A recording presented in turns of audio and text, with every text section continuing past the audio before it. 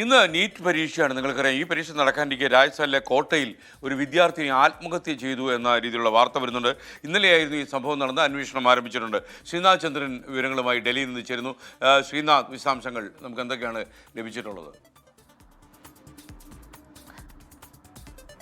SKN, വളരെ ദുഃഖം തോന്നുന്നൊരു വിഷയമാണ്. കോട്ടയിലാണ്, രാജസ്ഥാനിലെ കോട്ട. നമുക്കറിയാം, നിരവധി ഈ പരീക്ഷാ കോച്ചിങ് സെൻറ്ററുകൾ ഉള്ളതാണ്.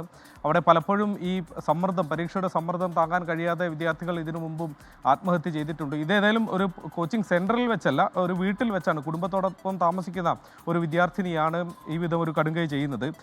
കോട്ടയിലെ കുനാടി പോലീസ് സ്റ്റേഷൻ പരിധിയിലാണ്. കുട്ടിയുടെ പേര് മറ്റ് വിവരങ്ങളൊന്നും തന്നെ പോലീസ് ഇപ്പോൾ നൽകുന്നില്ല. മരണം സംഭവിച്ചു എന്ന കാര്യം പോലീസ് സ്ഥിരീകരിക്കുന്നുണ്ട്.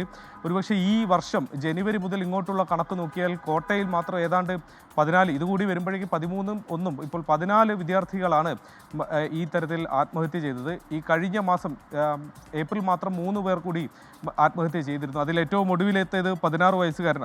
അദ്ദേഹം ബീഹാറിലെ കത്തിഹാർ ജില്ലയിൽ നിന്നുള്ള വിദ്യാർത്ഥിയാണ്. ഈ വിദ്യാർത്ഥി ഹോസ്റ്റൽ റൂമിലാണ് ആത്മഹത്യ ചെയ്ത് തൂങ്ങി മരിച്ചത്. അപ്പോൾ ഇത്തരം സംഭവങ്ങൾ കോട്ടയിൽ ആവർത്തിക്കുന്നു. അതിൻ്റെ ഏറ്റവും ഒടുവിലെ ഒരു സംഭവമായി മാറുകയാണ് ഈ വിദ്യാർത്ഥിനിയുടെ മരണം. വലിയ സമ്മർദ്ദം വിദ്യാർത്ഥികൾക്ക് ഈ നീറ്റ് പരീക്ഷയുമായി ബന്ധപ്പെട്ടുണ്ട്. അത് എങ്ങനെയാണ് ഈ ഒരു വിഷയം മറികടക്കേണ്ടത് എന്നത് ആലോചിക്കേണ്ട സമയം അതിക്രമിച്ചിരിക്കുന്നു. കാരണം മരണം ഈ വിധം ഇങ്ങനെ കൂടിക്കൊണ്ടേയിരിക്കുന്നു. SKN.